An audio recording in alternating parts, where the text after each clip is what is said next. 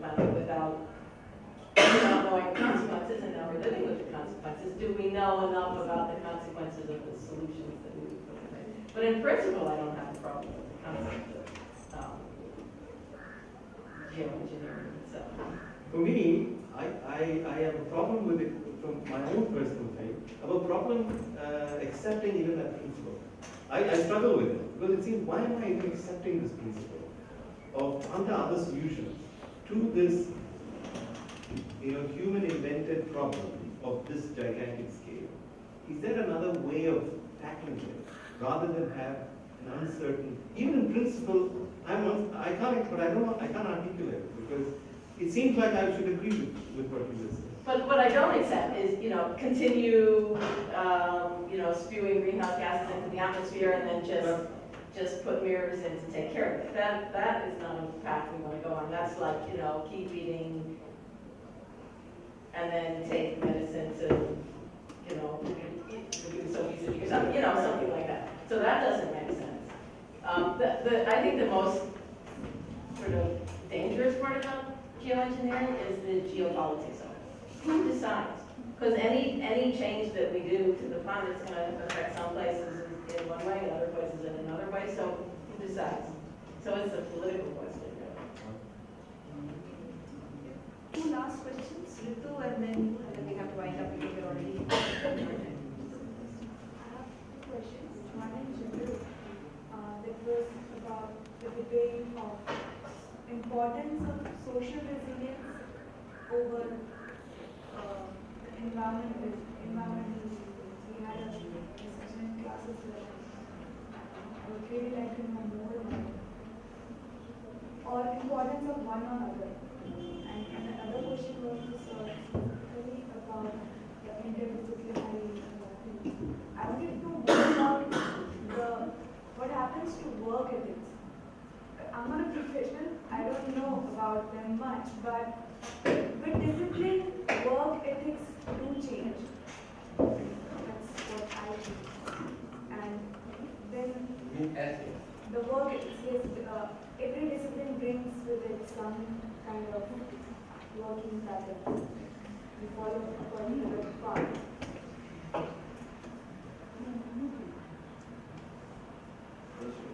The resilience.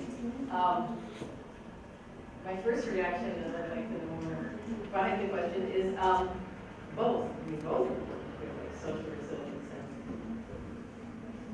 and the resilience of the natural environment. Both, yes. I don't see that they're one or the other. Because the environmental resilience usually gets compromised. That's what we see. Or if not, then we stick to it, and then the social resilience is not there. We go the integration of Probably go together. We can talk afterwards. Let me see if I understood your question. You said every discipline has its own ethics. Ethics, work ethics. The pattern of work. Yeah, but above that, there is ethics. And it concerns everybody. So, what every discipline, and then we have some kind of precision in the term, in the concept. Disciplines have their own deontologies, which are the codes of behavior. And ethics is something that is above the deontologies. So medicine has its own deontology. A physician cannot deny helping somebody who is according to the weather,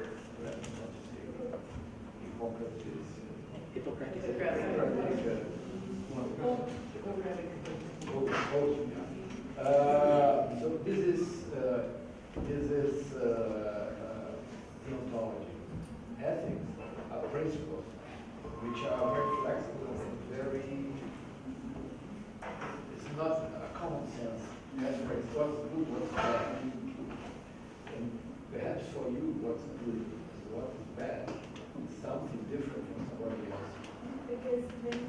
follow. And ethics is not the same as moral.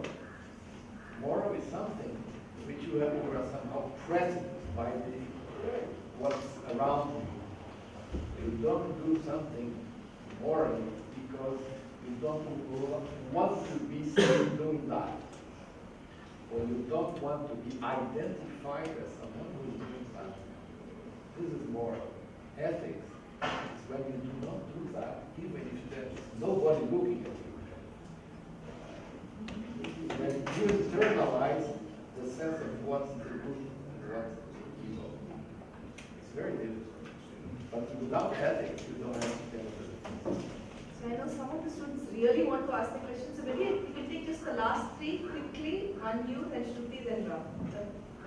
Yeah, my question. One after the other. Sally initially asked 4 questions and 2 remained with me, and I had my views. I'll just share and then you can tell brief us more about it. One was, is sustainability relevant to poorest, and are they already living in sustainable conditions?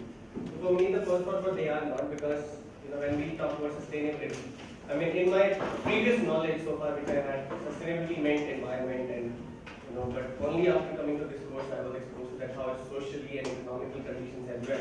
So the very word poor shows that they are economically not sustainable. I think that it's relevant to their conditions highly, and not just income, health, education. And the second part was majorly I have seen that it's the rich countries which talks and profess more about sustainable conditions, but it's the poor who get affected by the rich, in terms of pollution, displacement, and you name it, either social backwardness. So for me, I feel it's highly relevant to the poor based on all these aspects. Majorly, I don't think their condition is about the pollution. Their concern is with pollution more, but their concern is more with just basic food, basic health, basic education. So it is relevant, but I would like your comments more. And second was very interesting to me personally, because I have a business study background, that can sustainability and capitalism coexist. So far in my knowledge which I had and experience, I see that some or the other way it does exist, because each time when non-sustainability of the environment has been a threat to the industry, they have worked out something or the other to make sure it's done well. And we see that in CSRs, big companies, multinational, coming up with eco-friendly systems, their production. So I do see a connection that they do coexist only when they see that it's becoming a threat to their survival. What I do see that it lacks, capitalism lacks, is they don't foresee the connection.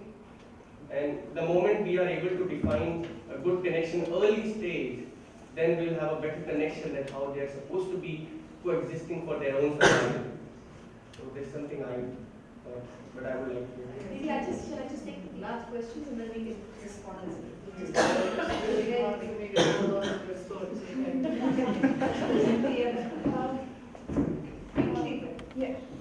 This is actually a continuation of the second comment, and Sally's question on capitalism and sustainability is how good or bad is commodification of green technology? And then the last one. I'll first refer to an incident which happened a couple of 1 days minute. back. You have 1 minute. Yeah, I will try and finish it one. And then we'll probably try to articulate my concern. So, a couple of days back, a lead campaigner from Greenpeace was not allowed to fly to London. So, in the context of global free trade, when capital can flow and cannot, observe limitations and boundaries, and why cannot people and resources in the sustainable development context could probably freely exchange, cross boundaries, articulate things, activate, and work. What is the politics? Is there even an attempt, or is there a scope of such a free trade of sustainable development activists and things like that? In response to your 2 points, articulated why I think sustainability agree completely with you, and I really appreciate that you articulated that you had come into thinking about it with just an environmental or ecological viewpoint, and then you realized that it was about all things. And I can say I'm on the same track. I agree with that. Thank you. And the second one, tell me the second one again. It's about capitalism and how when they feel the need for its survival, then only they work on sustainable development. Right, and I have a project right now that's about business and biodiversity. I've actually had Gladwin involved with that. We're talking about it on an international basis. I have come to this admittedly sort of pragmatic point where, okay, if it takes a crisis to get their attention, or in the case of companies that are doing something and they're sincere things, if it takes them defining it as risk management, I don't care anymore. I don't care why they act, I care that they act. And it's almost like, I like sometimes to say at parties to get people upset, I say, I don't care if my money comes from Walmart to help this problem get solved, from the Walmart Foundation. Are you familiar with Walmart? Walmart's actually doing some very positive things. It's done some incredibly positive things. Most people don't know that. So when you say the word Walmart, it's a bit like the person who was mentioned. But that sort of stirs people up, and then I generally take the opportunity to say Walmart's done some really positive things, and at this point, we just have to accept that because we're on a track that, you know, we have to get everyone on board. And I know that there's an element of selling out to that. I'm fully aware of that, but I feel like we don't have the time. And just quickly on the commodification, I think it depends very much on the country's sort of cultural context and history. In the United States, for example, which was built not on huge corporations, which is what we look like now, but it was built on small to medium business. That was the history since Europeans and actually even Native Americans did some of that too. But if commodification of so-called green technology is a way forward in some small way along the same lines, I say bring it on and let's find out which works, which doesn't work, what the mistakes are. Well, Feel free to disagree, but no, I have to be precise.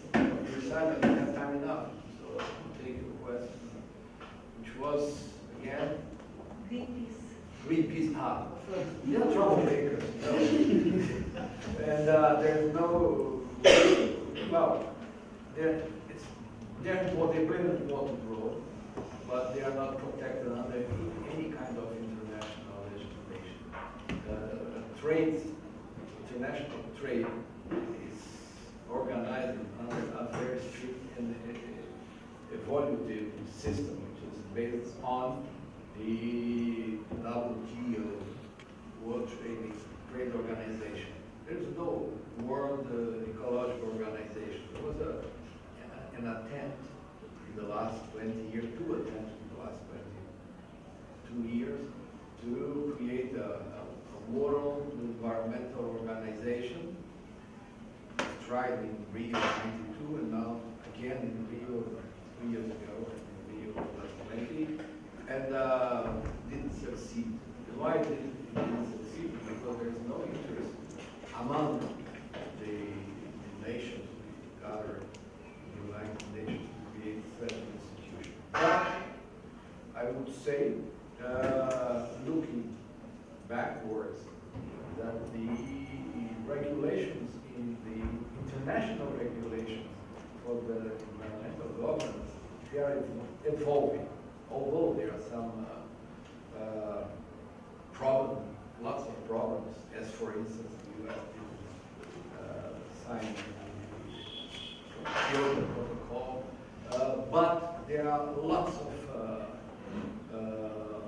positive aspects which we cannot find in the other dimension. We are talking about the economic dimension, we are talking about the environmental dimension, but in the social dimension, we don't find any type of, not even Greenpeace system. So if there is a country just doing social dumping, by using children to produce low-price commodities or low-price industrial goods, there is no Greenpeace to whistle against that. So this is, I think this is quite an issue. Then the question that comes after that, why there is a Greenpeace looking after the environment and there is not a green, whatever, in the social side? Because a bad environment concerns everybody, but the non-conformity of the use of labor doesn't matter.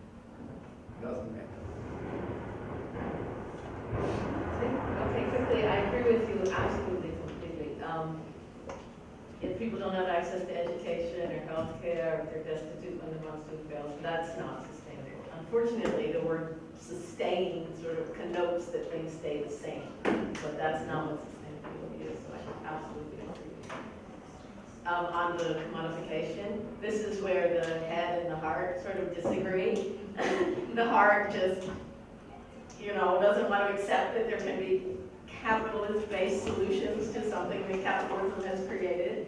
But the head, I have seen Brazil, the reduction in deforestation has been really incredible, and it's because Greenpeace put the pressure on the commodity, the soy, that was being exported to the European market.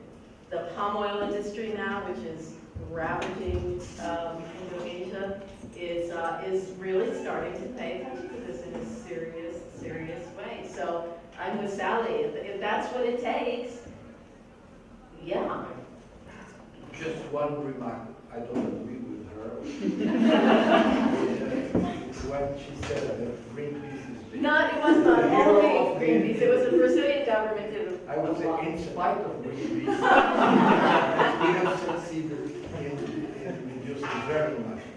Many of the factors, Agreed. I just wanted to try. But maybe but then that's a matter for another discussion. But it's market oriented is the point. And social engineering, because it was the satellites and the regular monetary of Deforestation. Technology, right? And trying to leave the planet also. Well, I think we're well over time, but I mean, thank you for the patience of these speakers.